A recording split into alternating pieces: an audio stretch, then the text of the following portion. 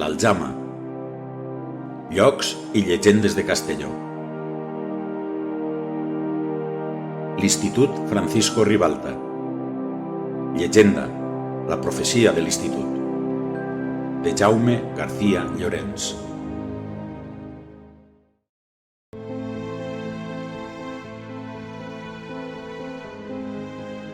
Una subtil olor de floridura i la delicada pols en suspensió que filtraven els rajos del sol li recordaven que aquella cambra, situada tot just sota la torreta, ocupada fins aquell moment per la família del Videll, feia massa temps que estava tancada.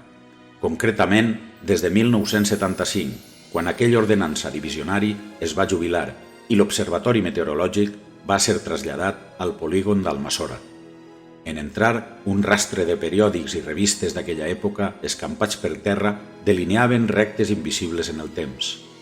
Utensilis de laboratori obsolets, un parell d'uniformes de Videll de tonalitats verdoses penjats d'una perxa, una Olivetti i rotllos de cinta per estrenar, unes caixetes grogues, polsoses, on destacava en negre la paraula pelican, escaires de fusta, jocs de compassos rovellats i una dotzena de paquets de tizas marbles eren unes quantes de les andròmines que allí s'emmagatzemaven, al igual que en les golfes del nostre subconscient col·lectiu dels anys del batxillerat. Una cosa, però, li cridà l'atenció. Un munt de carpetes blaves, d'aquelles amb solapes i gomes que lluïen la inscripció «Otros», que s'apilaven amb eixa pols tristíssima que marcava el pas del temps. No n'eren moltes, les agarrà i amb un caminar lent, quasi que fantasmal, enfilà el corredor i el claustre porticat fins a arribar a la sala de professors. Començà a escrutar el contingut a primera vista. Era fons documental i administratiu de la història de l'Institut, sense massa importància, que per alguna raó encara no havia estat digitalitzat, com factures de les obres de la reconversió del primigeni jardí botànic en pati d'esports o la pasta que cobrà el 1943 l'abat de mossèn Moll i Salart, bisbe de Tortosa, per beneir la capella de l'Institut. Però n'hi havia una, de carpeta, que no duia cap etiqueta identificativa. Estava molt atapeïda amb mapes i plànols, fotografies, textos manuscrits i mecanografiats, i fulls blaus de paper carbó, aquell que tradicionalment s'usava per obtindre còpies. Per abreujar el relat, us explicaré quina història s'amagava entre la paperassa d'aquella carpeta, perquè en una època dominada per les noves tecnologies, més enllà de la forma està el fons, i això dona la sensació dels que anem encara a pedals per la vida establim una relació menys estressant amb el temps. Els plànols i croquis, amb una inscripció que els identificava com «és còpia», duien un número de referència segons la classificació del Gabinet de Geografia i Història. Hi havia un plànol urbà que adoptava la figura d'un rectangle gairebé quadrat, cenyit per les muralles que l'envoltaven i un fossat, i tocant a ponent de la muralla una X en roig que marcava el portal de la fira.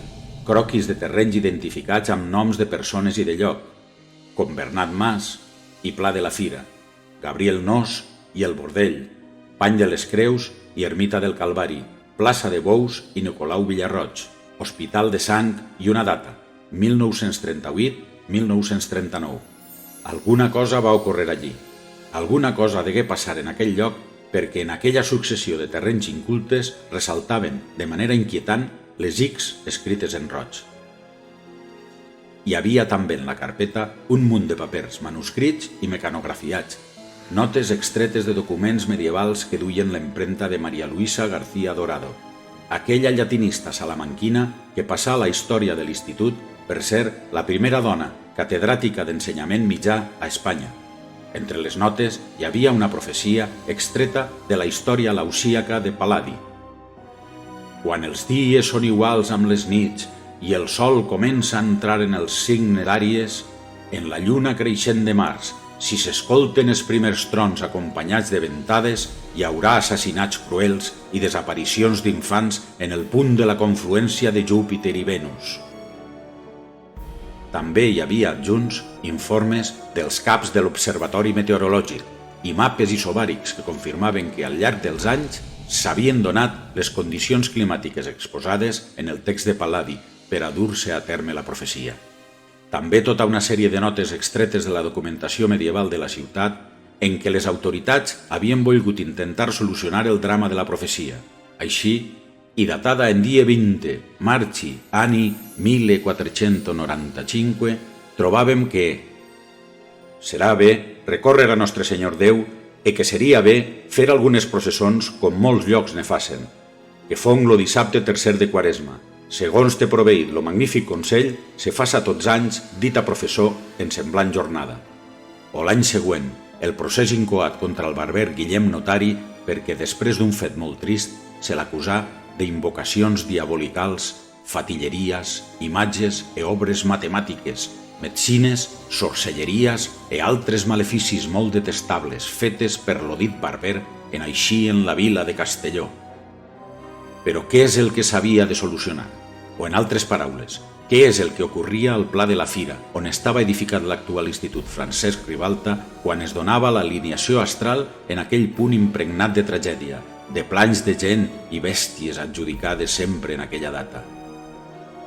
La tempesta que començava a l'exterior en aquell moment va fer que durant un parell d'hores la llum elèctrica no funcionara en tota la ciutat, i allí, mentre les parets s'il·luminaven amb el plor d'una espelma reflex de converses infantils, van prendre sentit les fotos que hi havia en la carpeta.